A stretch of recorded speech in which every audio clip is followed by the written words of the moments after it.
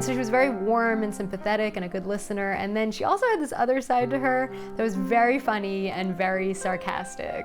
But the news Marissa's mother delivered to her family one late evening was far from her lighthearted self. She kept sort of like saying it without saying it, and then finally she just broke down and said, you know, the doctor said I might only have 2 months to live. Marisa was only 17 at the time. What does this mean for my life? Because I was about to graduate from high school in 6 months. I was thinking about prom. The diagnosis broke Marisa. I stopped talking to her. I stopped going upstairs to her room to ask her how she was. I really just pretended like she was already out of my life, as if that would protect me from losing her. 1 month after the cancer diagnosis, Marisa and her mother, Sally, had a blowout fight.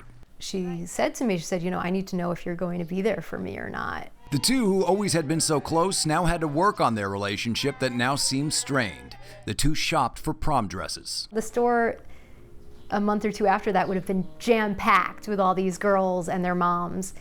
And we were there at a time when it was like so obvious that it was too early. To me, it felt so painful and obvious that we're here because she thinks she's not going to be alive. Sally did make it to see her daughter go to prom and start college at Syracuse. Then, during Marissa's freshman year, Sally had an idea. She wanted to write a book with Marisa, each telling their perspective on this fatal disease they were both living through.